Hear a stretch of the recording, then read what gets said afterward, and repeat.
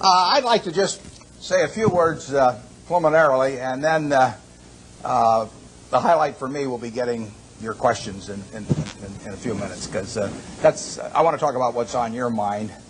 I urge you to throw hard balls. It's more fun for me if you put a little speed on the pitches as they come in. You can ask about anything except last week's Texas A&M game.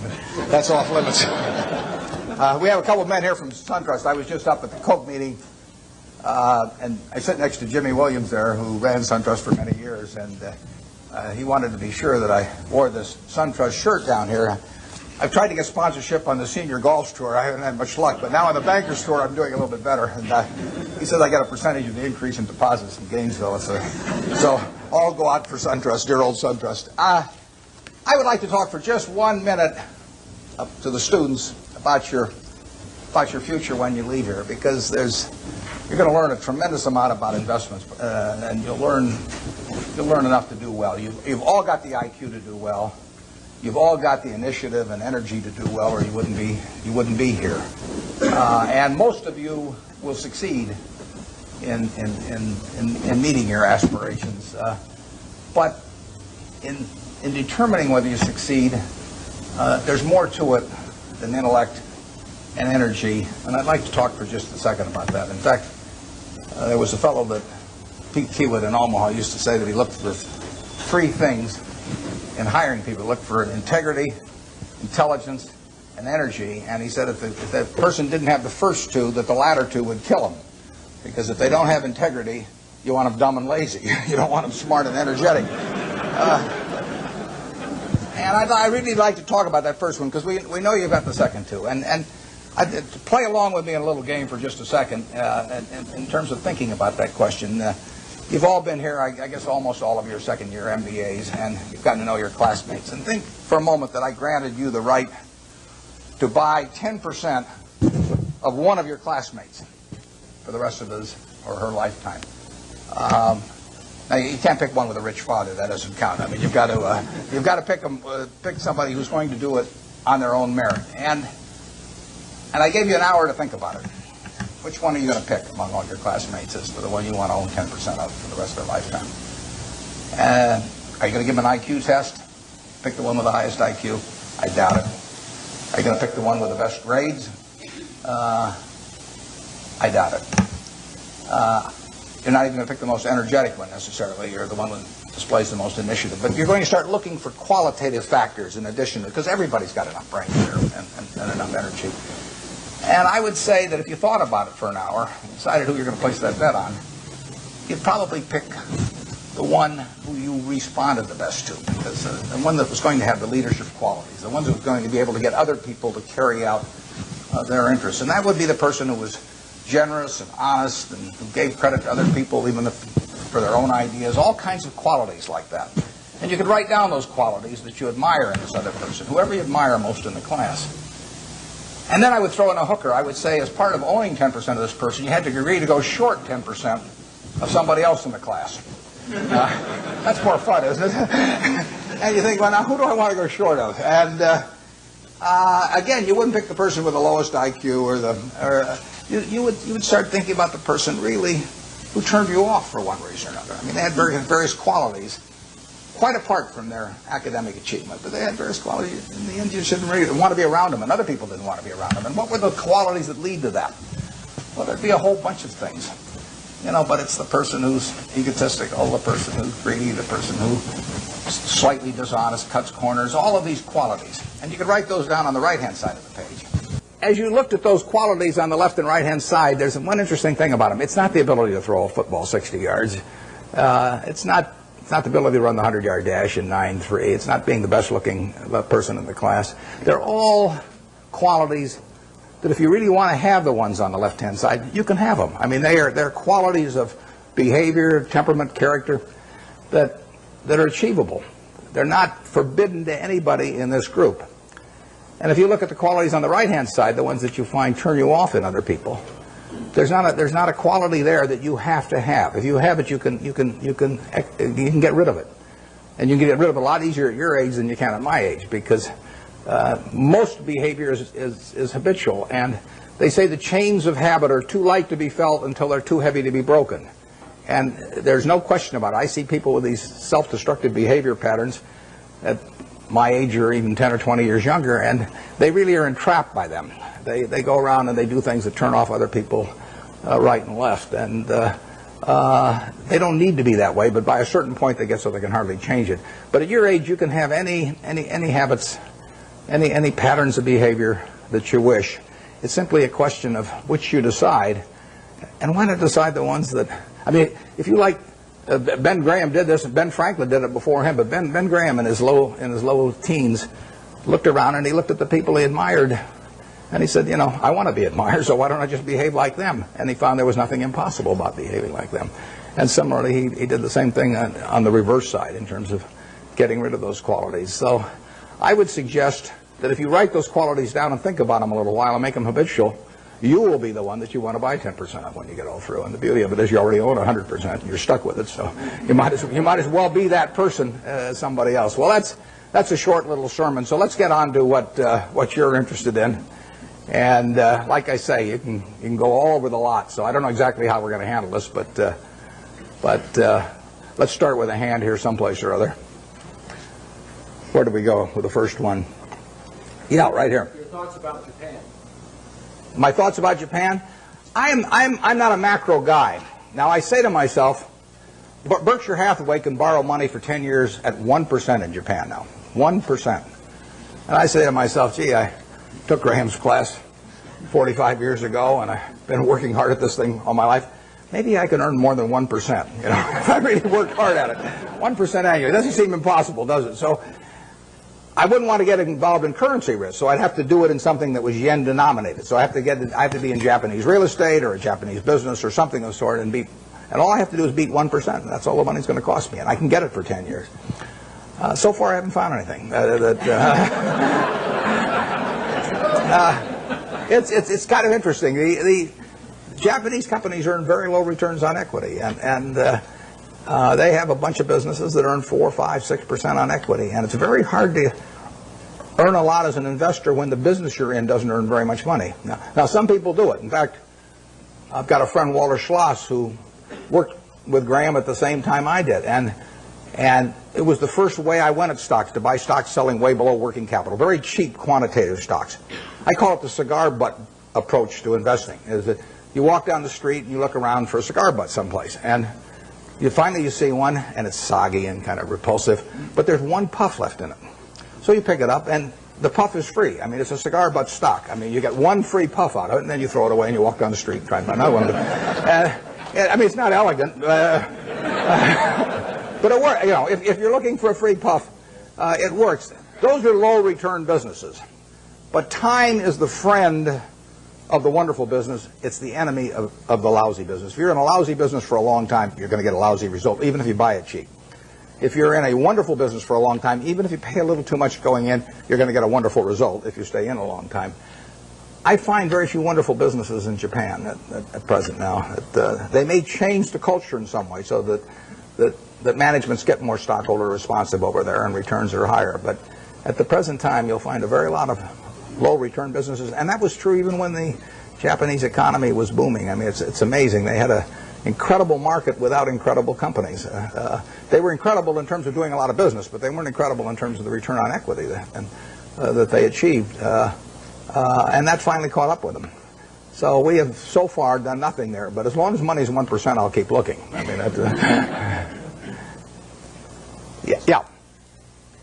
You were rumored to be one of the rescue buyers of long-term capital. What was the play there? What did you see? Well, there's a story in the current Fortune magazine, one has Rupert Murdoch's picture on the cover, that tells the whole story of our involvement. It's kind of an interesting story because it's a long story, so I won't go into all the background of it, but I got the really serious call about long-term capital about 4 weeks ago this Friday, whenever it was. It was my granddaughter. I got it in mid-afternoon, and my granddaughter was having her birthday party that evening, and then I was flying that night to Seattle to go on a 12-day trip with Gates to Alaska in a private train, all kinds of things where I was really out of communication. But I got this call on a Friday afternoon saying that things were really getting serious there. I'd had some other calls before that the article gets into a few weeks earlier. I know those people most of them pretty well. So a lot of them were Solomon when I was there. And the place was imploding. And the Fed was sending people up that weekend. And so between that Friday and the following Wednesday, when the New York Fed, in effect, orchestrated a rescue effort, but without any federal money involved, I was quite active, but I was having this terrible time because we were sailing up through these canyons, which held no interest for me whatsoever, in Alaska. And the captain would say, you know, if we just steer over here, we might see some bears and whales. And I said, steer where you get a good satellite connection, because I want home. But we put in a bid on Wednesday morning. By then I was in Bozeman, Montana, and I talked to Bill McDonough, the head of the New York Fed, about 10 o'clock. They were having a meeting of the bankers at 10 o'clock that morning in New York, and I caught him. Right, we actually delivered a message to him. He called me out there in Wyoming a little bit before 10 New York time, and we made a bid. It was because it was being done at a long distance and everything. It was really the outline of a bid, but in the end, it was a bid for $250 million, essentially for the net assets of. But we would have put in $3.75 billion on top of that, and it would have been $3 billion from Berkshire Hathaway, $700 million from AIG, and $300 million from Goldman Sachs, and we submitted that, but we put a very short time fuse on it, because when you're bidding on $100 billion worth of securities that are moving around, you don't want to leave a fixed price bid out there very long, plus we were worried about it getting shopped. In the end, the bankers made the deal, and but it was an interesting period. The whole long-term capital management, and I hope most of you are familiar with it, but the whole story is really fascinating, because if you take John Merriweather and Eric Rosenfeld, Larry Hillenbrand, Greg Hawkins, Victor Agani, the two Nobel Prize winners, Merton and Scholes, if you take the 16 of them, they probably have as high an average IQ as any 16 people working together in one business in the country, including at Microsoft or wherever you want to name. So there's an incredible amount of intellect in that room. Now you combine that with the fact that those 16 had extensive experience in the field they were operating. I mean, this was not a bunch of guys who had made their money, you know, selling men's clothing and then all of a sudden went into the securities business or anything. They'd had in aggregate, the 16 had probably had 350 or 400 years of experience doing exactly what they were doing. And then you throw in the third factor, that most of them had virtually all of their very substantial net worths in the business. So they had their own money up, hundreds and hundreds of millions of dollars of their own money up, super high intellect, working in a field they knew, and essentially they went broke. And that to me is absolutely fascinating. I mean, if I ever write a book, it's going to be called Why Smart People Do Dumb Things. My partner says it should be autobiographical, but this might be an interesting illustration. And these are perfectly decent guys. I respect them, and they helped me out when I had problems at Solomon, and so they're not bad people at all. But to make money they didn't have and didn't need, they risked what they did have and did need. And that's foolish. That is just plain foolish. It doesn't make any difference what your IQ is. If you risk something that is important to you for something that is unimportant to you, it just does not make any sense. I don't care whether the odds are 100 to 1 that you succeed or 1,000 to 1 that you succeed. If you hand me a gun with 1,000 chambers, 1,000,000 chambers in it, and there's a bullet in one chamber, and you said, put it up your temple, how much do you want to be paid to pull it once? I'm not going to pull it. You know, you can name any sum you want, but it doesn't do anything for me on the upside, and I think the downside's fairly clear. So I'm not interested in that kind of a game, and yet people do it financially and without thinking about it very much. There was a great book. It wasn't a great book. It was a great title. There was a lousy book written once with a great title by Walter Gutman. The title was You Only Have to Get Rich Once. Now, that seems pretty fundamental, doesn't it? What difference if you've got $100 million at the start of the year, and you're going to make 10% if you're unleveraged and 20% if you're leveraged 99 times out of 100? What difference does it make at the end of the year whether you've got 110 million or 120 million? It makes no difference at all. I mean, if you die at the end of the year, you know, the guy that writes up the story may make a typo, and he may say 110 even if he had 120. So you've got nothing at all. You know, it makes absolutely no difference. It makes no difference to your family. It makes no difference to anything. And yet the downside, particularly managing other people's money, is not only losing all your money, but it's disgrace and humiliation and facing friends whose money you've lost and everything.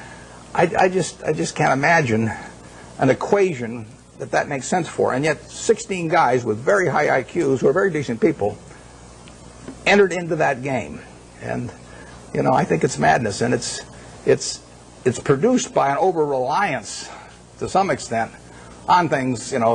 Those guys would tell me back when I was at Solomon, that a 6 Sigma event wouldn't touch us, or a 7 Sigma event, but they were wrong. I mean, their history does not tell you the probabilities of future financial things happening, and they had a great reliance on mathematics, and they felt that the beta of the stock told you something about the risk of a stock. It doesn't tell you a damn thing about the risk of a stock, in my view. And Sigmas do not tell you about the risk of going broke, in my view, and maybe in their view now too.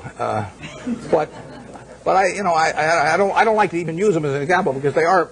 I mean, the same thing in a different way could happen to any of us, probably, where we really have a blind spot about something that's crucial because we know a whole lot about something else. It's like Henry Kaufman said the other day. He said the people who are going broke in this situation are just two types: the ones who knew nothing and the ones that knew everything. And it's sad in a way.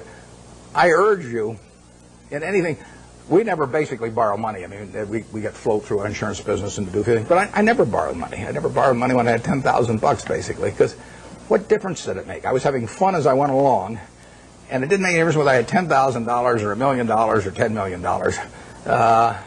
Except if I had a medical emergency or something had come along like that. But I was going to do the same things when I had a lot of money as when I had very little money. If you think about the difference between me and you in terms of how we live, we wear the same clothes basically. SunTrust gives me mine, but you. So we wear the same clothes. We eat. We all have a chance to drink the juice of the gods here. But we all go to McDonald's, or better yet, Dairy Queen, and we live in a house that's warm in winter and cool in summer, and we watch Nebraska, Texas A&M on a big screen. You see it the same way I see it. We do everything. Our lives aren't that different. You'll get decent medical care if something happens to you, and I'll get decent medical care. The only thing we do is we travel differently. I ride around this little plane, and I love it. And that takes money. But if you leave that aside, we travel differently. But other than travel, I think about it. Think, what can I do that you can't do? Now, I get to work in a job that I love, but I've always worked in a job I love. I loved it I loved it just as much when it was a big deal if I made $1,000. And I urge you to work in jobs you love. I mean, I think you're out of your mind if you keep taking jobs that you don't like because you think it'll look good on your resume. I was with a fellow at Harvard the other day who was taking me over to talk, and he was 28, and he was telling me what he'd done in life, which was terrific. And then I said, "What are you going to do next?" And he said, "Well," after I get out my MBA, he says, "I think maybe I ought to go to work for a management consulting firm because it'll look good on my resume." And I said, "Wait a second, you've been 28, you've been doing all these things. I mean, you've got a resume that's 10 times as good as anybody I've ever seen it already." I said, "If you take another job you don't like, I said, isn't that a little like saving up sex for your old age? There comes a time when you ought to just start doing what, So, I think I got the point across to him. But you ought to take a job. When you get out here, take a job you love. Don't take a job that you think is going to look good on your resume. Take a job you love. You may change it later on, but you'll jump out of bed in the morning. I mean, when I got out of Columbia, the first thing I tried to go to work for Graham immediately. I offered to go to work for him for nothing. He said I was overpriced, but I kept pestering him. I went out to Omaha and I sold securities for 3 years, and I kept writing him and giving him ideas and doing all these things. Finally, I went to work for him for a couple of years, and it was a great experience. But I always really worked in a job. I worked in a job that I loved doing. And you should really take a job that if you were independently wealthy, you would take. That's the job to take, because that's the one that you're going to have great fun in. You'll learn something. You'll be excited about it, and you can't miss. You may go do something else later on, but you'll get way more out of it. And I don't care what the starting salary is or anything of the sort. I don't know how I got off on that, but there I am. So I do think that if you think you're going to be a lot happier if you've got 2x instead of x, you're probably making a mistake. I mean, you ought to find something you like that works with that, and you'll get in trouble if you think that making 10x or 20x is the answer to everything in life, because then you will do things like borrow money when you shouldn't, or maybe cut corners on things that your employer wants you to cut corners on. Or it just doesn't make any sense. You won't like it when you look back on it. Yeah. Would you talk to the students about the companies that you like? I don't mean names. I mean what makes the company something that you like. I like businesses I can understand. We'll start with that. That narrows it down about 90%. And, I mean, there are all kinds of things I don't understand, but fortunately, there's enough I do understand. And you got this big, wide world out there. Almost every company's publicly owned, so you got all American business practically available to you. Now, to start with, it doesn't make sense to go with things that you think you can understand, but you can understand some things. I can understand this. I mean, you can understand this. Anybody can understand this. I mean, this is a product that basically hasn't been changed much. They've added the cherry, but since 1886 or whatever it was, and it's a simple business. It's not an easy business. I don't want a business that's easy for competitors. So I want a business with a moat around it. I want a very valuable castle in the middle, and then I want the duke who's in charge of that castle to be honest and hardworking and able. And then I want a big moat around the castle, and that moat can be various things. The moat in a business like our auto insurance business at Geico is low cost. I mean, people have to buy auto insurance, so everybody's going to have one auto insurance policy per car, basically, or per driver. And I can't sell them 20, but they have to buy one. What are they going to buy it on? They're going to buy it based on service and cost. Most people will assume the service is fairly identical among companies or close enough, so they're going to do it on cost. So I got to be the low-cost producer. That's my moat. To the extent my costs get further lower than the other guy, I've thrown a couple of sharks into the moat. But all the time, if you've got a wonderful castle, there are people out there who are going to try and attack it and take it away from you. And I want a castle that I can understand, but I want a castle with a moat around it. 30 years ago, Eastman Kodak's moat was just as wide as Coca-Cola's moat. I mean, if you were going to take a picture of your 6-month-old baby, and you're going to want to look at that picture 20 years from now, and you're going to want to look at it 50 years from now, and you're never going to get a chance. I mean, you're not a professional photographer so that you can evaluate what's going to look good 20 or 50 years ago. What is in your mind about that photography company is what counts, because they are promising you that the picture you take today is going to be terrific to look at 20 or 30 or 50 years from now about something that's very important to you, maybe your own child or whatever it may be. Well, Kodak had that in spades 30 years ago. They owned that. They had what I call share of mind. Forget about share of market, share of mind. They had something in everybody's mind around the country, around the world, with a little yellow box and everything, that said Kodak is the best. That's priceless. They've lost some of that. They haven't lost it all, and not due to George Fisher, who runs it. George is doing a great job. But they let that moat narrow. They let Fuji come and start narrowing the moat in various ways. They let them get into the Olympics and take away that special aspect that only Kodak was fit to photograph the Olympics. So Fuji gets there, and immediately in people's minds, Fuji becomes more at a parity with Kodak. You haven't seen that with Coke. Coke's moat is wider now than it was 30 years ago. You can't see the moat day by day, but every time the infrastructure gets built in some country that isn't yet profitable for Coke, but will be 20 years from now, the moat is widening a little bit. Things are all the time changing that moat in one direction or another. 10 years from now, you can see the difference. Our managers of the businesses we run, I've got one message to them, which is to widen the moat. And we want to throw crocodiles and sharks and everything else, gators, I guess, into the moat to keep away competitors. And that comes about through service. It comes about through quality of product. It comes about through cost. It comes about sometimes through patents. It comes about through real estate location. So that's the business I'm looking for. Now, what kind of businesses am I going to find like that? Well, I'm going to find them in simple products, because I'm not going to be able to figure out what the moat's going to look like for Oracle or Lotus or Microsoft 10 years from now. I mean, Gates is the best businessman I've ever run into, and they've got a hell of a position, but I really don't know what that business is going to look like 10 years from now. And I certainly don't know what his competitors' businesses are going to look like 10 years from now. Now, I'll name one I don't own.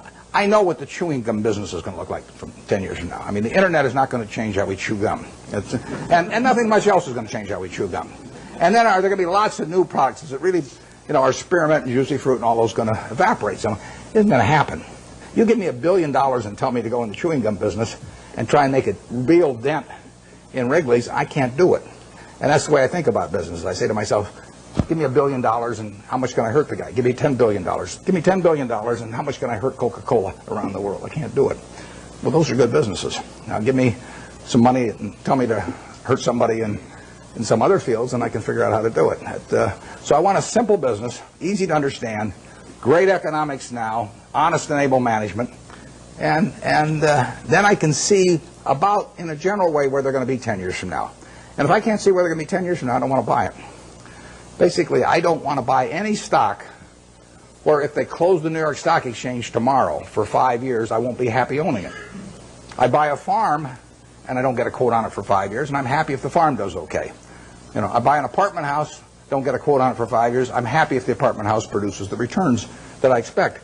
But people buy a stock, and they look at the price the next morning, and they decide whether they're doing well or not doing well. It's crazy, because they're buying a piece of a business. That's what Graham, the most fundamental part of what he taught me. You're not buying a stock, you're buying a part ownership in a business. You will do well if the business does well, and if you didn't pay a totally silly price.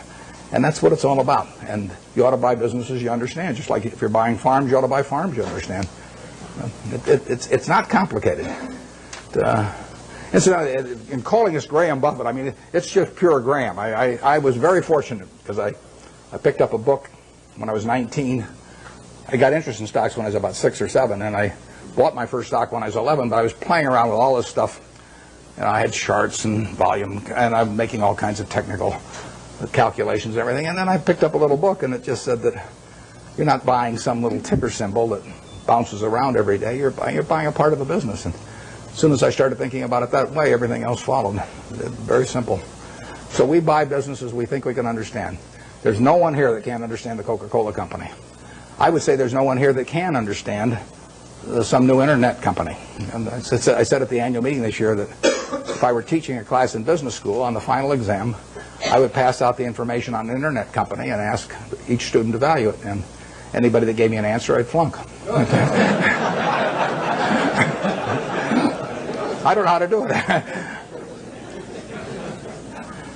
But people do it every day. I mean, it's more exciting. I mean, if you look at it like going to the races or something, that's a different thing. But if you're investing, I mean, investing is putting out money to be sure of getting more money back later, at an appropriate rate.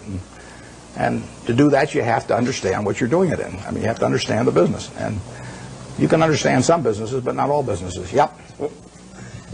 Warren, so you covered half of it, which is trying to understand a business and buying a business, but you also alluded to getting a return on the amount of capital you invest in the business as an investor. And that comes back to what are you paying for the business. How do you determine what you think is a fair price to pay for the business? It's a tough thing to decide, but I don't want to buy into any business I'm not terribly sure of.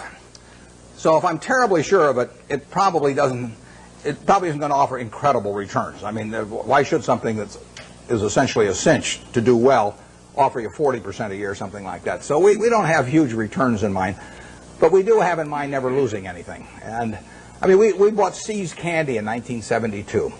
See's Candy was then selling 16 million pounds of candy at $1.95 a pound, and it was making 2 bits a pound or $4 million pre-tax. We paid $25 million for it. Took no capital to speak of. When we looked at that business, basically my partner Charlie and I really decided whether there was a little untapped pricing power there. In other words, whether that $1.95 box of candy could just as easily sell for $2 or $2 1/4. If it could sell for $2 1/4, another 30 cents a pound was $4.8 million on 16 million pounds, which on a 25 million purchase price was fine. We didn't do any, we've never hired a consultant in our lives. Our idea of consulting is go out and buy a box of candy, and eat it. But what we did know was that they had share of mind in California. I mean, there was something special. Every person in California had something in their mind about See's Candy, and overwhelmingly was favorable. They had taken a box, Valentine's Day and given it to some girl, and she kissed him. If she'd slapped him, we'd have no business. But as long as she kisses him, that's what we want in their mind. See's Candy getting kissed. And if we can get that in the minds of people, we can raise prices. And I bought that I bought it in 1972. We've raised every year. I raise the price on December 26th. I raise it the day after Christmas, so that everybody, because we sell a lot at Christmas. In fact, we'll make $60 million this year. We'll sell 30 million pounds, make $2 a pound. Same business, same formulas, same everything. $60 million still doesn't take any capital, and we'll make more money 10 years from now. But of that 60 million, we make about 55 million in the 3 weeks before Christmas. And our company song is "What a Friend We Have in Jesus." I mean, it is, it is a good business. But the important thing about that business is that, think about it a little.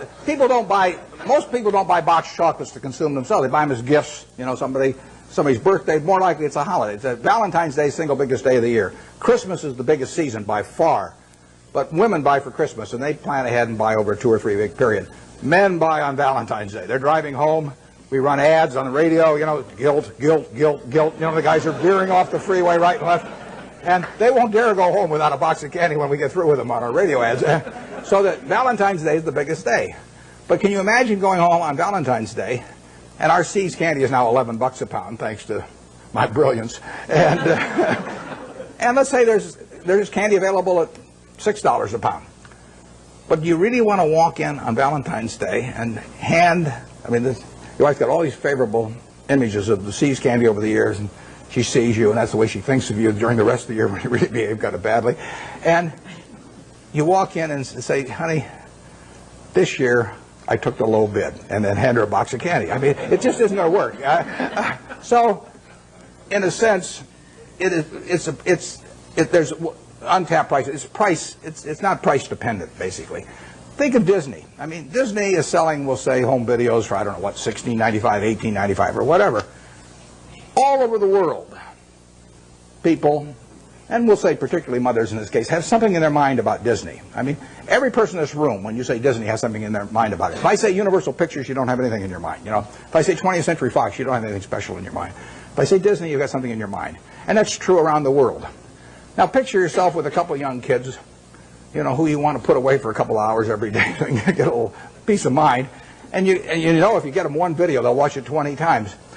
So you go to the video store or wherever you buy the video. Are you going to sit there and premiere, you know, 10 different videos and watch them each for an hour and a half to decide which one your kid should watch? No. I mean, let's say there's one there for $16.95 and the Disney's there for $17.95. You know, if you take the Disney video, you're going to be okay. So you buy it. And you don't have to make a quality decision on something that you don't want to spend the time to do. And so you can get a little bit more money if you're Disney, and you'll sell a lot more videos. It makes it a wonderful business. Makes it very tough for the other guy. How would you try to create a brand? DreamWorks is trying, but how would you try to create a brand that competes with Disney around the world and to replace the concept that people have in their minds about Disney with something that says Universal Pictures?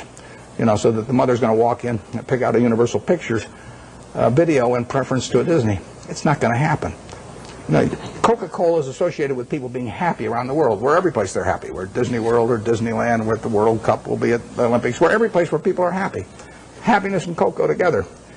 Now, you give me, I don't care how much money, and tell me that I'm going to do that with RC Cola around the world and have 5 billion people that have a favorable image in their mind about RC Cola. It can't get done. You know, and you can fool around with you can do anything you want to do. You can have price discounts on weekends and everything, but you're not going to touch it. And that's what you want to have in a business. That's the moat. And you want that moat to widen. And if you're See's Candy, you want to do everything in the world to make sure that the experience, basically, of giving that gift leads to a favorable reaction. That means what's in the box. It means the person that sells it to you, because all our business is done when we're terribly busy. I mean, people come in those weeks before Christmas or on Valentine's Day, and there are long lines. So at 5 o'clock in the afternoon, some woman is selling the last person the last box of candy, and that person's been waiting in line for maybe 20 or 30 customers. And if the salesperson smiles at that last customer, our moat is widened. And if she snarls at him, our moat is narrowed. We can't see it. It's going on every day. But that's the key to it. I mean, it's a total part of the product delivery is having everything associated with it, say, See's Candy, and something pleasant happening. And that's what business is all about. Yep. When purchasing a company, how much qualitative analysis do you do versus quantitative analysis? And have you ever bought a company where the numbers told you not to? Those are the best buys. The question is whether have I ever bought a company where the numbers told me not to, and how much is qualitative and how much is quantitative. The best buys have been when the numbers almost tell you not to. I mean, because then you feel so strongly about the product, and not just the fact that you're getting a used cigar but cheap, that it's compelling. I mean, I owned a windmill company at one time, so you know, windmills are cigar butts, believe me. I bought it very cheap. I bought it at a third of working capital, and we made money out of it. but there's no repetitive money to be earned. I mean, there's a one-time profit in something like that, and it's just not, it's not the thing to be doing. I went through that phase. I mean, I bought streetcar companies and all kinds of things. But in terms of the qualitative, I probably understand the qualitative the moment I get the phone call. I mean, almost every business we've bought has taken 5 or 10 minutes, I mean, in terms of analysis. And we bought 2 businesses this year.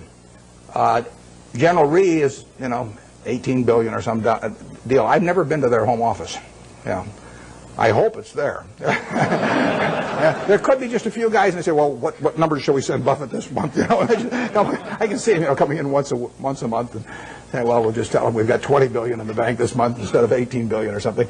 But I've never been there. And before I bought Executive Jet, which is fractional ownership of jets, and before I bought it, I'd never been there. I bought my family a quarter interest in the program 3 years earlier, and I'd seen the service and seen it develop well. And I got the numbers, but if you don't know enough to know about the business instantly, you won't know enough in a month or 2 months. I mean, you have to have sort of the background of understanding and knowing what you do understand and don't understand. And that is the key. It's defining what I call your circle of competence. And everybody's got a different circle of competence. The important thing is not how big the circle is. The important thing is staying inside the circle. And if that circle has only got 30 companies in it out of thousands on the big board, as long as you know which 30 they are, you're okay. And you should know those businesses well enough so that you don't need to do lots of work. Now, I did a lot of work in the earlier years just in getting familiar with businesses. And the way I would do that is I would go out and use what Phil Fisher called the scuttlebutt approach. I'd go out, I'd talk to customers, I'd talk to maybe ex-employees in some cases, I'd talk to suppliers, everybody. Every time I'd see somebody in an industry, let's say I was interested in the coal industry, I'd go around and see every coal company, and I'd ask every CEO, if you could only buy stock in one coal company that wasn't your own, which one would it be and why? And you piece those things together, and you learn a lot about the business after a while. And the funny thing is you get very similar answers as long as you ask about competitors. That, you know, I'd say if you got a silver bullet, you know, and you put it through the head of one competitor, which competitor and why? You know, you'll find out who the best guy in the industry is in that case, or the one that's coming up.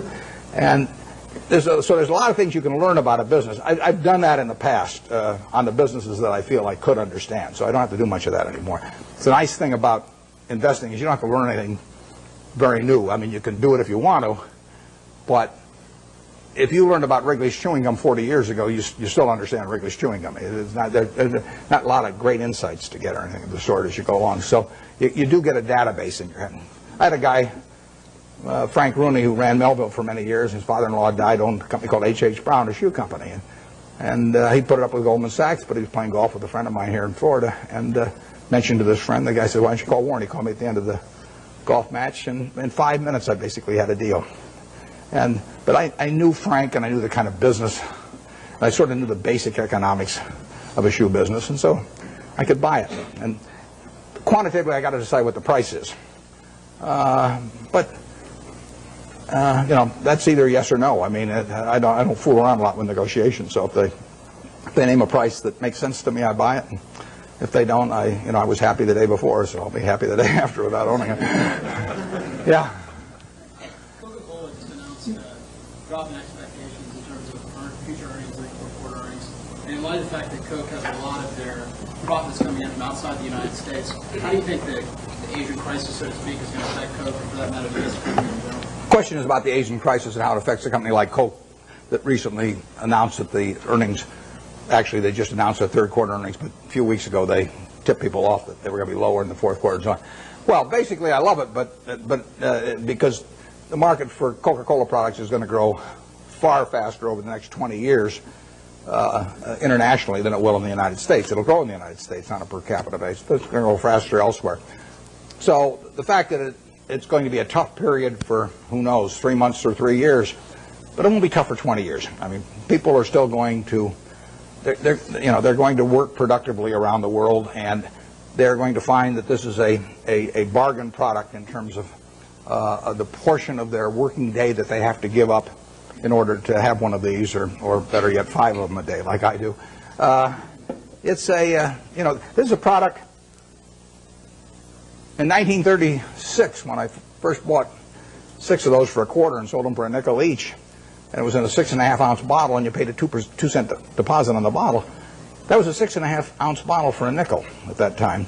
It's now a 12-ounce can, which if you buy it on weekends, or if you buy it in bigger quantities, so much money doesn't go to the packaging, I mean, you essentially can buy the 12 ounces for not much more than 20 cents. So you're paying not much more than twice the per ounce price of 1936. It is a product that's gotten cheaper and cheaper and cheaper in relative to people's earning power over the years, and which people love. In 200 countries, you have the per capita use going up every year for a product that's over 100 years old, and that dominates the market. I mean, it's unbelievable. One thing that people don't understand is one thing that makes this product is worth tens and tens of billions of dollars. Is one simple fact about really all colas, but we'll call it Coca-Cola for the moment. It happens to be a name I like. Cola has no taste memory.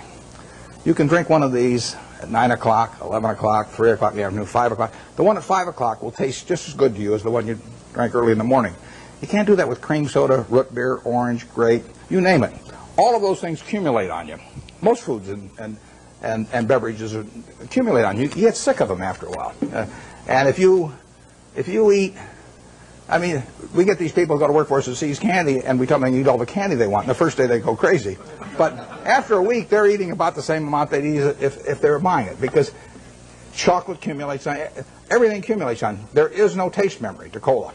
And that means that you get people around the world that are heavy users that'll drink 5 a day, or Diet Coke, maybe 7 or 8 a day, or something of the sort. They'll never do that with other products. So you get this incredible per capita consumption. The average person in this part of the world, well, maybe a little north of here, drinks about 64 ounces of liquid a day. And you can have all 64 ounces of that be Coke, and you will not get fed up with Coke if you like it to start with, in the least. But if you do that with almost anything else, if you eat just one product all day, you'll get a little sick of it after a while. And it's a huge factor. So that today, over 1 billion 8-ounce servings of Coca-Cola products will be sold in the world. And that will grow year by year. It'll grow in every country, virtually. And it'll grow on a per capita basis. And 20 years from now, it'll grow a lot faster internationally than in the U.S. So I really like that market better, because there is more growth there over time. But it will hurt them it is hurting them in the short term right now. But that doesn't mean anything. I mean, Coca-Cola went public in, I think it was 1919. Stock sold for $40 a share. It went back before that as the Candler family, and they went back. They bought it for $2,000, the whole business. A's the Candler back in the late 1880s in a couple of purchases. So now he goes public in 1919, $40 a share. 1 year later, it's selling for $19, gone down 50% in 1 year. Now you might think that's some kind of disaster, and you might think that sugar prices increased and the bottlers were rebellious and a whole bunch of things. You could always find a few reasons why that wasn't the ideal moment to buy it. Years later, you'd have seen the Great Depression, and you'd have seen World War II, and you'd seen sugar rationing, and you'd seen thermonuclear weapons, and the whole thing. There's always a reason. But in the end, if you'd bought one share for $40 and reinvested the dividends, it'd be worth about $5 million now. And that factor so overrides anything else. I mean, if you're right about the business, you'll make a lot of money. And the timing part of it is a very tricky thing. So I don't worry about any given event if I've got a wonderful business, what it does to next year or something of the sort. Their price controls have been in this country at various times, and that's fouled up even the best of businesses. I mean, I wouldn't be able to raise the price on December 26th of See's Candy if we had price controls, and we've had them in this country. But that doesn't make it a lousy business if that happens to happen, because you're not going to have price controls forever. We had them in the early 70s. So the wonderful business, you can figure out what will happen. You can't figure out when it will happen. You don't want to focus too much on when. You want to focus on what. If you're right about what, you don't have to worry about when very much. What investment mistakes have you made, or that you feel that you made, and how have you used those lessons? The question is about my business mistakes. How much time do you have? Well, the interesting thing about the mistakes is that in investments, at least for me and for my partner Charlie Munger, The biggest mistakes have not been mistakes of commission, they've been mistakes of omission. They're where we knew enough about the business to do something, and for one reason or another, we sat there sucking our thumbs instead of doing something. And so we've passed up things where we could have made billions and billions of dollars from things we understood. Forget about things we don't understand. In fact, I could make billions out of Microsoft. Doesn't mean anything because I never understand Microsoft. But if I can make billions out of healthcare stocks, then I shouldn't make it, and I didn't. You know, when the Clinton healthcare program was proposed and they all went in the tank, we should have made a ton of money out of that because I could understand it, and I didn't make it.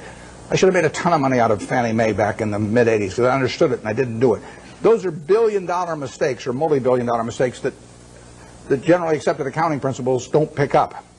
The mistakes you see, we made a, I made a mistake buying U.S. Air Preferred some years ago. I mean, I had a lot of money around. I make mistakes when I get cash. Charlie tells me to go to a bar instead. You know, don't hang around the office. But I hang around the office and I got money in my pocket. I do something dumb. And it happens every time. So I bought this thing. Nobody made me buy it. I now have a 800 number I call every time I think about buying stock in an airline, and they talk me down. They say, you know, I say, well, I'm Warren, I'm an airaholic, and then the guy says, you know, keep talking, don't hang up, you know, and don't do anything rash. And finally, I get over it. But I bought it, you know, and it looked like we were going to lose all our money in that, and we came very close to losing all our money, and you can say we deserved to lose all our money. And we bought it because it was an attractive security, but it was not in an attractive business. I did the same thing with Solomon. I bought an attractive security in a business that I wouldn't have bought the equity in. So you can say that that's one form of mistake, buying something because you like the terms when you don't like the business that well. And I've done that in the past and probably do it again. The bigger mistakes, though, are the ones of omission. I did back when I had the $10,000. I put $2,000 of it into a Sinclair service station, which I lost. So my opportunity cost on that's about $6 billion right now. Fairly big mistake. Yeah, it makes me feel good when Berkshire goes down then because the cost of my Sinclair station goes down too. My 20% opportunity cost. But I will say this: you talk about learning from mistakes. I really believe it's better to learn from other people's mistakes as much as possible. But we don't spend any time looking back at Berkshire. I've got a partner, Charlie Munger. We've been pals for 40 years. We've never had an argument. We disagree on things a lot, but we don't have arguments about it, and we never look back. We just figure there's so much to look forward to that there's just no sense thinking about what we might have. It just doesn't make any difference.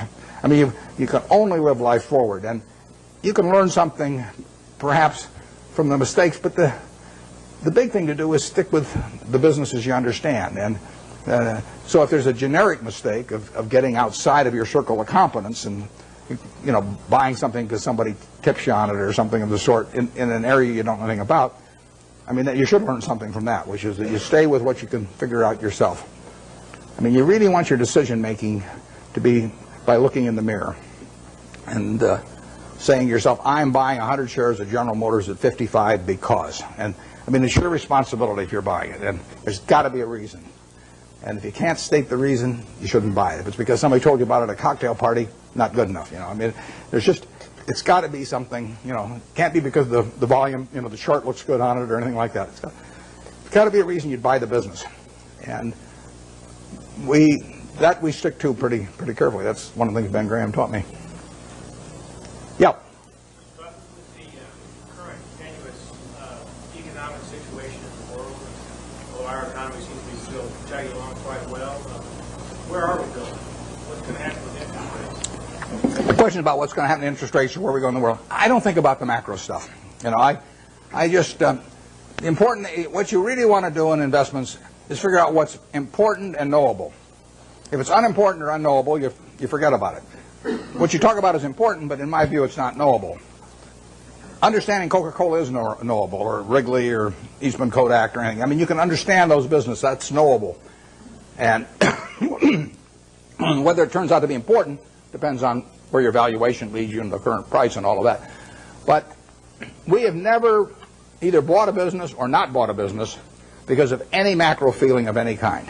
We don't read things about predictions about interest rates or business or anything like that because it doesn't make any difference. I mean, let's say in 1972 when we bought See's Candy, I think maybe Nixon put on the price controls a little bit later. Let's say we'd seen that. But so what? We'd have missed a chance to buy something for $25 million that's earning $60 million pre-tax now. I mean, we don't want to pass up the chance to do something intelligent because of some prediction about something that we're no good on it anyway. So we just don't read or listen to or do anything in relation to macro factors at all. Zero. And the typical investment counseling organization goes out and they bring out their economists, they trot him out, and he gives you this big macro picture, and then they start working from there on down. In our view, that's nonsense. And if Alan Greenspan was on one side of me and Bob Rubin on the other side, they were both whispering in my ear exactly what they're going to do the next 12 months. It wouldn't make any difference to me in what I pay for executive jet or general reinsurance or anything else I do. Yeah. What's the benefit of being an out-of-towner for Wall Street as an investor? Well, What's the benefit of being an out-of-towner as opposed to being in Wall Street? I worked in Wall Street for a couple of years, and I like. I've got my best friends actually, and I'm on both coasts, and I like seeing them, and I get ideas when I go there. But the best way to think about investments is to be in a room with no one else and just think. And if that doesn't work, nothing else is going to work. And the disadvantage of being in any kind of a market-type environment on Wall Street would be the extreme is that you get overstimulated. You think you have to do something every day. I mean, the Canver family paid $2,000 for this company, and you don't have to do much else if you pick one of those. And the trick then is not to do anything else, even not to sell it in 1919, which the family did later on. So what you're looking for is some way to get one good idea a year, and then ride it to its full potential. And that's very hard to do in an environment where people are shouting prices back and forth every 5 minutes and shoving reports under your nose and all that. Because Wall Street makes its money on activity. You make your money on inactivity. I mean, if everybody in this room trades their portfolio around every day with every other person, you're all going to end up broke, and the intermediary is going to end up with all the money. On the other hand, if you all own stock in a group of average businesses and just sit here for the next 50 years, you'll end up with a fair amount of money, and your broker will be broke. So his activity he's like a doctor who gets paid on how often he gets you to change pills. I mean, basically. I mean, if he gives you one pill and it cures you the rest of your life, he's got one sale, one transaction, and that's it. But if he can convince you that changing pills every day is the way to great health, it'll be great for him and the prescriptionists, and you'll be out a lot of money, and you won't be any healthier. You'll be a lot worse off financially. So you want to stay away from any environment that stimulates activity, and Wall Street would have the effect of doing that. I used when I went out to Omaha, I'd go back about once every 6 months, and I'd go back with a whole list of things I wanted to check out one way or another, companies I wanted to see, and I would get my money's worth out of those trips. But then I'd go back to Omaha and think about it. Yeah. How should an investor evaluate owning shares of Berkshire Hathaway or Microsoft when they don't pay dividends to the investor? Yeah, well, the question with Berkshire Hathaway, the question was about evaluating Berkshire when it doesn't pay any dividends, and it won't pay any dividends either. It's a promise I can keep.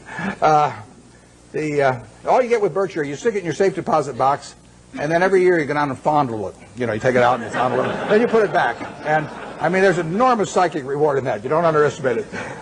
But the real question is whether we can keep retaining dollar bills and turning them into more than a dollar at a decent rate. And that's what we try to do. And Charlie Munger and I have our money in it to do that.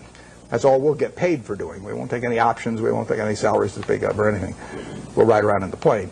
But that's what we're trying to do. It gets harder all the time. The more money we manage, the harder it is to do that. And we would do way better percentage-wise with Berkshire if it was 1/100th the present size.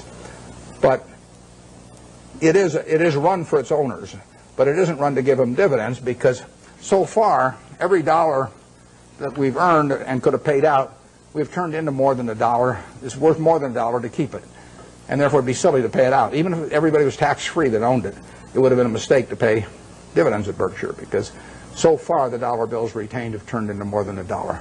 But there's no guarantee that that happens in the future, and at some point the game runs out on that. But it is the goal of, I mean, that is what the business is about.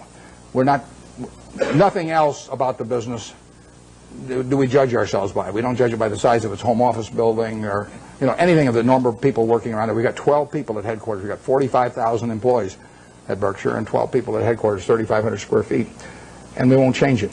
So we will judge ourselves by the performance of the company. And that's the only way we'll get paid. But believe me, it's a lot harder than it used to be. One of your investments has reached its full potential. As you said earlier that you... I missed the last part of it.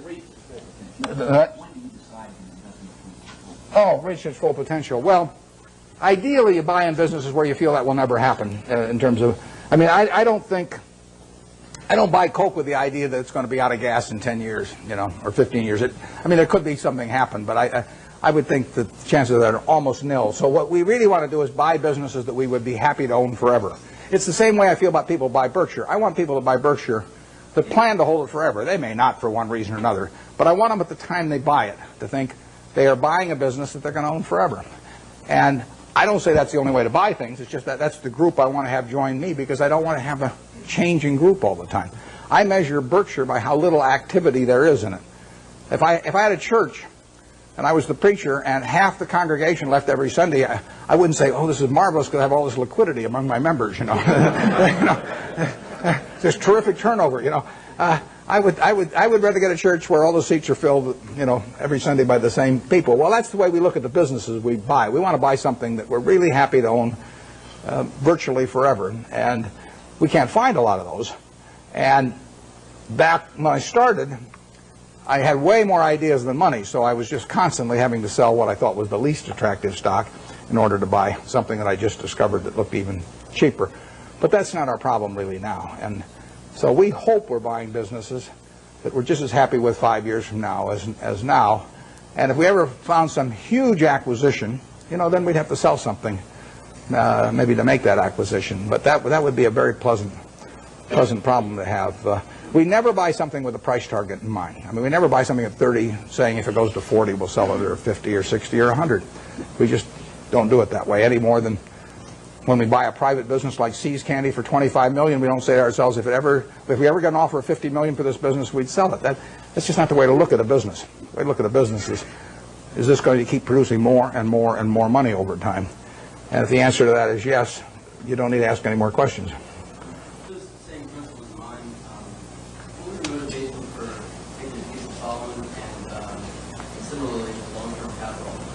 How did you come up with the valuation? Well, Solomon, like I said, I went into that because it was a 9% security in 1987, September 1987. The Dow was up 35% that year. We'd sold a lot of stuff, and I had a lot of money around. It looked to me like we were never going to get a chance to do anything. So I took an attractive security form in a business I would never buy the common stock of. And I went in because of that, and I think that's generally a mistake. It worked out okay finally on that, but it's not what I should have been doing. I either should have waited, in which case I could have bought more Coca-Cola a year later or thereabouts, or I should have even bought Coke at the prices it was selling at then, even though it was selling at a pretty good price at the time. So that was a mistake. On long-term capital, we have learned other businesses that are associated with securities over the years. And, one of them is arbitrage. I've done arbitrage for 45 years, and Graham did it for probably 30 years before that. And that's a business, unfortunately, I have to be near a phone for, and I have to really run out of the office myself because it requires being more sort of market attuned, and I don't want to do that anymore. So unless a really big arbitrage situation came along that I understood, I won't be doing much of that. But I've probably been in 300 arbitrage situations at least in my life, maybe more. And it was a good business, perfectly good business. Long-term capital has a bunch of positions. They got tons of positions, but the top 10 are probably 90% of the money that's at risk. And I know something about those 10 positions. There's a few other positions we have that aren't that big because they can't get that big, but they could involve yield curve relationships or on the run, off the run governments or things like that are just things you learn over time if you're around securities markets. They're not the base of our business. Probably on average, they've accounted for 0.5 percentage point of our return a year, or 3/4 of a percentage point a year of our return. They're little pluses that you get for for actually having just been around a long time and learning a little bit about it. First arbitrage, not the first arbitrage I did, but one of the first arbitrages I did, involved a company where they were offering cocoa beans in exchange for their stock. That was in 1955. And I bought the stock, turned in the stock, got warehouse certificates for cocoa beans, and they happened to be a different type. They were trading in the New York Cocoa Exchange, but there was a basis differential in my favor, and I sold them. I mean, that's just something that I was around at the time, so I learned about. Hasn't been a cocoa bean deal since. 40-odd years. I've been waiting for another cocoa bean deal. I haven't seen it, but it's there in my memory if it ever comes along. And that long-term capital is that on a big scale. Yep.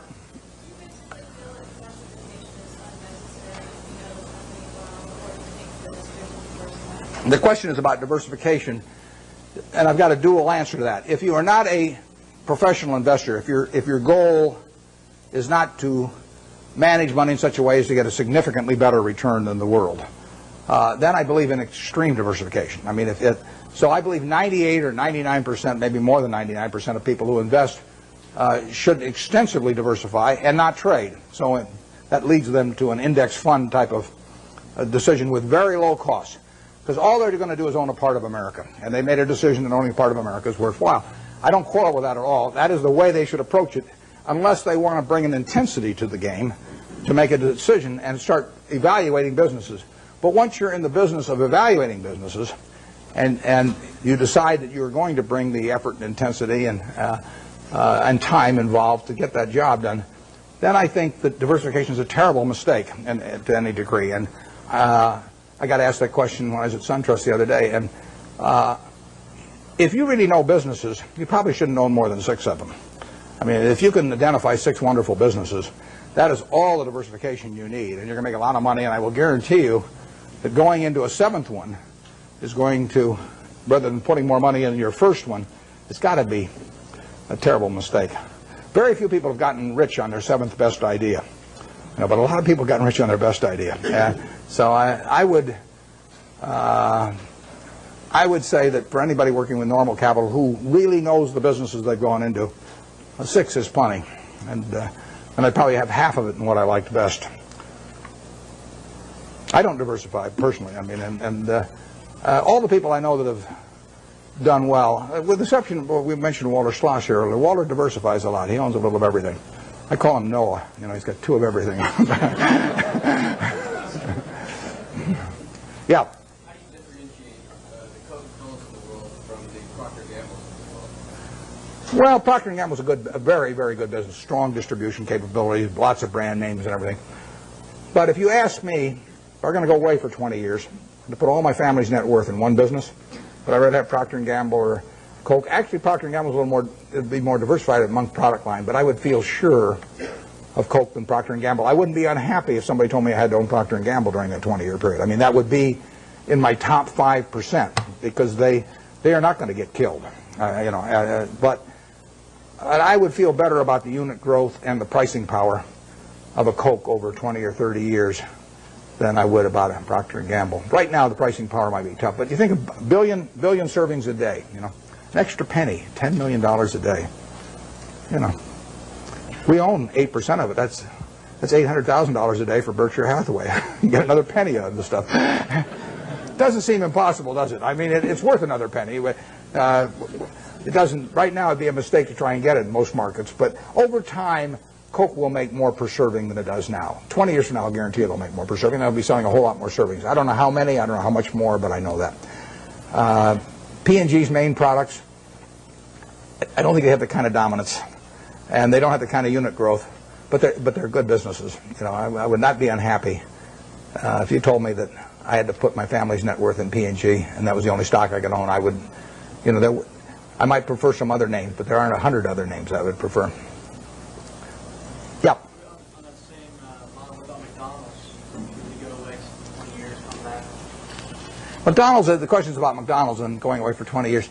McDonald's has got a lot of things going for it, and particularly abroad again. I mean, their position abroad in many countries is stronger relatively than here. It's a tougher business over time. People do not want to eat, exception to the kids when they're giving away Beanie Babies or something, people do not want to eat at McDonald's every day. I mean, if people are drinking Coke today, they drink 5 of them today, they'll probably drink 5 tomorrow. The fast food business is tougher than that. But if you had to pick one hand to have in the fast food business, which is going to be a huge business worldwide, you'd pick McDonald's. I mean, it has the strongest position. It doesn't win taste tests, with adults. I mean, it does very well with children, and it does fine with adults. But it is not like it's a clear winner. And it's gotten into the game in recent years of being more price promotional, and you remember the experiment a year ago or so, and so it's gotten more dependent on that rather than just selling the product by itself. I like the product by itself sells. I feel better about Gillette if people buy the Mach 3 because they like the Mach 3 than if they get a Beanie Baby with it. So I just think it's fundamentally a stronger product if that's the case, and it probably is. We own a lot of Gillette, and you can sleep pretty well at night if you think of a couple billion men with their hair growing on their faces. You go to, it's growing all night while you sleep, and women have 2 legs. I mean, it's even better. So it beats counting sheep. And those are the kind of business. But if you think, what promotion am I going to put out there against Burger King next month? And what if they sign up Disney and I don't get Disney? And I mean, that is, I like the products that stand alone, absent promotional or price appeals, although you can build a very good business based on that. And McDonald's is a terrific business. It's not as good a business as Coke, but there really are hardly any. It's a very good business. And if you bet on one company in that field, aside from Dairy Queen, of course, you want to bet on McDonald's. We bought Dairy Queen here a while back. That's why I'm plugging it shamelessly here.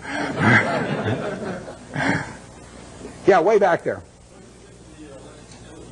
What do I think of what? The electric utility industry. Well, I've thought about that a lot because you can put big money in it, and I've even thought of buying entire businesses. There's a fellow in Omaha actually that's done a little of that through Cal Energy, but I don't quite understand the game in terms of how it's going to develop with deregulation. I mean, I can see how it destroys a lot of value for the high-cost producer, once they're not protected by a monopoly territory. And I don't for sure see who benefits and how much. I mean, obviously the guy with very low-cost power, some guy's got hydropower, at 2 cents a kilowatt or something like that, has got a huge advantage. But how much of that he's going to get to keep and everything, or how extensively he can send that outside his natural territory, I haven't been able to figure that out so that I really think I know what the industry is going to look like in 10 years. But it is something I think about, and if I ever develop any insights, that call for action, I'll develop, I will act on them. But because I think I can understand the attractiveness of the product, and it's all of that, all of the aspects of certainty, of user need, and the fact that it's a bargain and all of that. I understand. I just don't understand who's going to make the money in it 10 years from now, and that keeps me away. Yeah. Who do you think that the market is favored, the large cap blue chip stocks over the small cap stocks over the next couple of years? The question is large caps versus small caps, and why large caps overperform.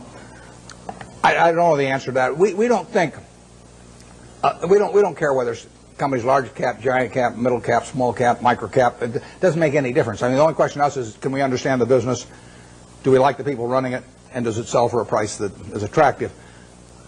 From my personal standpoint, running Berkshire now, because we've got pro forma for Gen Re, I don't know what we have, maybe 75 or 80 billion dollars to invest, and I only want to invest in about 5 things. So I'm really limited to very big companies. But if I were investing $100,000, I wouldn't care whether something was large cap or small cap or anything. I would just look for businesses I understood. Now, I think that on balance, large cap companies as businesses have done extraordinarily well the last 10 years, and way better than people anticipated they would do. I mean, you really have American business earning close to 20% on equity, and that's something nobody dreamed of, and that's being produced by very large companies in aggregate. So you've had this huge revaluation upward because of lower interest rates, and then much higher returns on capital. And if American business is really a bond, disguised bond that earns 20%, has a 20% coupon, it's much better if it's a bond with a 13% coupon. And that's happened with big companies in recent years. Whether it's permanent or not is another question. I'm skeptical of that, but I wouldn't even think about, except for questions of how much money we run, I wouldn't even think about the size of the business. A good small See's Candy was a $25 million business when we bought it. I mean, if I could find one just like it now, even as big as we are, I'd love to buy it. It's the certainty of it that counts. Yeah, way over there. You mentioned earlier that in buying stock, almost every company is public. And one thing until the last 5 years, real estate has been primarily private. We're now seeing a great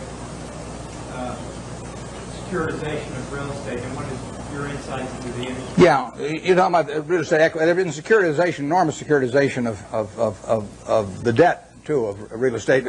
And that is one of the items right now that is really clogging up the capital markets. I mean, the mortgage-backed securities they're just not moving in commercial mortgage-backed, not residential mortgage-backed. And so that's.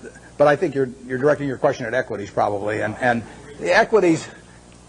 If you leave out, the corporate form has been a lousy way to own equities. I mean, you've interjected a corporate income tax into something that people individually have been able to own with a single tax, and by having the normal corporate form, you get a double taxation in there you really don't need with real estate, and it takes away too much of the return. REITs have, in effect, created a conduit so that you don't get the double taxation, but they also generally have fairly high operating expenses. And if you get real estate, let's just say you can buy fairly simple types of real estate on an 8% yield or thereabouts, and you take away maybe close to 1 or 1, maybe even 1.5% by the time you count stock options and everything. It's not a terribly attractive way to own it. Maybe the only way a guy with $1,000 or $5,000 can own it. But if you have $1 million or $10 million, you're better off owning the real estate properties yourself and sticking some intermediary in between that will get a sizable piece of the return for himself. So, but generally speaking, we've seen very, very little in that field that gets us excited. People sometimes get very, very confused about. They'll look at some huge land company. I'll take one that won't evoke any emotional reactions on the part of anybody, like Texas Pacific Land Trust, which has been around over 100 years, and got a couple million acres in Texas. And they'll take they'll sell 1% of their land every year, and they'll take that as applying to everything and come up with some huge value compared to the market value. But that's nonsense if you really own the property. I mean, you can't move. You can't move 50% of the properties or 20% of the properties. It's way worse than an illiquid stock. So you get these. I think you get some very silly valuations placed on a lot of real estate companies by people that don't really understand what it's like to own one and try to move large quantities of property. REITs have behaved terribly in the market this year, as you know, and it's not at all inconceivable they would become a class that would get so unpopular that they would sell at significant discounts from what you could sell the properties for. And they could get interesting as a class then, and then the question is whether the management would fight you in that process, because they would be giving up their income stream for managing things, and their interests might run counter to the shareholders on that. I've always wondered about the REITs that say, our assets are so wonderful and they're so cheap, and then they go out and sell stock. I mean, there's a contradiction in that. If they say our stock at 28 is very cheap, and then they sell a lot of stock at 28 less an underwriting commission, it doesn't. There's a disconnect there, and so. But it's a field we look at. I mean, Charlie and I can understand real estate, and we would be open for very big transactions periodically. And if there was a long-term capital management situation and translated to real estate, we would be open to that. The trouble is, so many other people would be too, that it would be unlikely to go at a price that would really get us excited. Way back there. Understanding your theory that sort of a down market is good for net savers, can you sort of give us your thoughts as to where the market's going, its downward trend, and long-term profit and long-term profit obviously? Well, I've got no idea where the market's going to go. I prefer it going down, but I haven't. My preferences have nothing to do with it. The market knows nothing about my feelings. That's one of the first things you have to learn with a stock. You buy 100 shares of General Motors. Now, all of a sudden, you have this feeling about General Motors. I mean, if it goes down, you may be mad at it. You may say, well, if it just go up to what I paid for it, you know, my life will be wonderful again. Or if it goes up, you may say how smart you were and how you and General Motors have this love affair and everything. You've got all these feelings. Stock doesn't know you own it. Stock just sits there. It doesn't care what you paid. It doesn't care that you owned it or anything. So any feeling I have about the market is not reciprocated. I mean, it is the ultimate. Yeah, it is very cold shoulder we're talking about here. And anybody that is going to be a net seller, practically everybody in this room is more likely to be a net buyer of stocks over the next 10 years than they are a net seller. So every one of you should prefer lower prices. I mean, if you're going to be a net eater of hamburger in the next 10 years, you want hamburger to go down unless you're a cattle producer. And if you're going to be a buyer of Coca-Cola and you don't own Coke stock, you hope the price of Coke goes down. I mean, you're looking for it to be on sale this weekend at your supermarket. You want it to be down on the weekends, not up on the weekends when you're going to attend the supermarket. Your stock exchange is a big supermarket of companies. And you're going to be buying stocks. What do you want to have happen? You want those stocks to go down, way down. And, you know, you will make better buys then. And later on, 20 years from now, 30 years from now, when you're in a period when you're dis-saving or when your heirs dis-save for you, after you're gone, I mean, then you may care about higher prices. But I find people, that was one of the, there's a chapter 8 in Ben Graham's Intelligent Investor about the attitude towards stock market fluctuations. And that and the chapter 20 on the margin of safety are the two most important essays ever written on investing as far as I'm concerned. Because when I read chapter 8, when I was 19, I figured, you know, I mean, I just figured out what I just said, but it's obvious. I didn't figure it out myself, though. It was explained to me. I'd probably gone another 100 years if I had read it and still thought it was good when my stocks were going up. Now we want things to go down, but I have no idea what the stock market's going to do. I never do. I never will. It's not something that I think about at all. When it goes down, I look harder at what I might buy that day. Because I know there's more likely to be some merchandise there that I can use my money effectively in. Okay, Warren, we'll take one more question from the audience. Okay, I'll let you pick who gets it then. You can be the guy.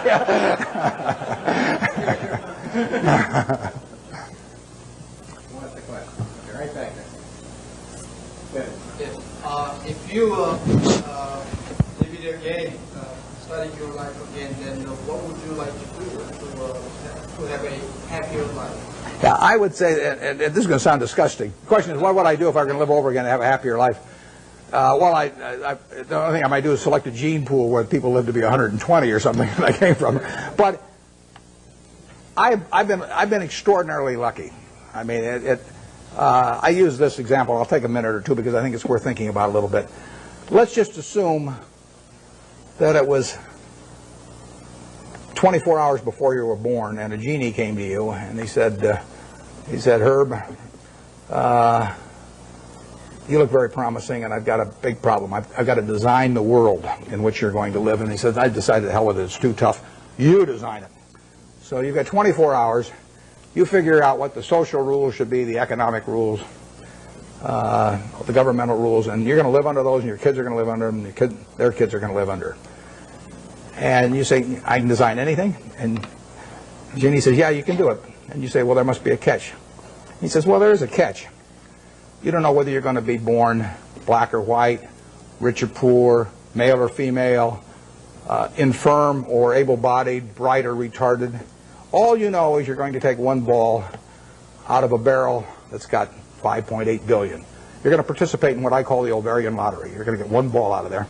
And that is the most important thing that's ever going to happen to you in your life, because that is going to control whether you're born here or in Afghanistan, or whether you're born with an IQ of 130 or an IQ of 70. It's going to determine a whole lot. And you're going to go out of the world and you're going to have that ball. Now, what kind of a world do you want to design? Well, I think that's a good way to look at social questions, because not knowing which ball you're going to get, you're going to want a ball that you're going to want design a system that's going to produce lots of goods and services, because you're going to want people on balance to live well. And you're going to want it that produces more and more, so your kids live better than you do and your grandchildren live better than the kids. But you're also going to want a system that, if it does produce lots of goods and services, does not leave behind a person that accidentally got the wrong ball and is not well wired for this particular system. See, I'm ideally wired for the system I fell into here. I mean, I came out and I got something that enables me to allocate capital. You know, nothing so wonderful about that. If all of us were stranded on a desert island you know, we all landed there, we're never going to get off of it, the most valuable person would be the one that could raise the most rice, you know, over time. And you know, I could say, well, I can allocate capital. You know, how about paying Neil? and you wouldn't get very excited about that. So I am in the right place. I mean, Gates says if I'd been born, you know, a few million years ago, I'd been some animal's lunch. You know, he says you can't run very fast, you can't climb trees, you can't do anything. You've just been, you know, just been chewed up in the first day. So he says you're lucky you were born today, and I am. But the question, getting back, one question you can ask yourself, incidentally, is here is this barrel with 5.8 billion balls, everybody in the world. If you could put your ball back, and they gave you, and then they took out at random 100 other balls, and you had to pick one of those, would you put your ball back in? Now those 100 balls that you're going to get out, roughly 5 of them will be American. So there's 95 versus 5. So you're only going to have 5 balls. If you want to be in this country, you're only going to have 5 balls now left. You know, half of them are going to be women, half of them are going to be men. I'll let you all decide how you vote on that one. Half of them are going to be below average intelligence, half are going to be above. I mean, do you want to put your ball back? Most of you, I think, will not want to put that ball back to get 100.